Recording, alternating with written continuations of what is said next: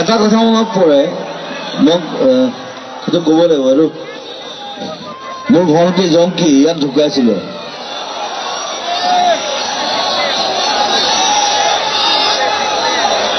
যে তাই মই কৰা এটা গানেৰে আজিৰ অনুষ্ঠান শেষ কৰিম। So, it's a tribute to Donkey.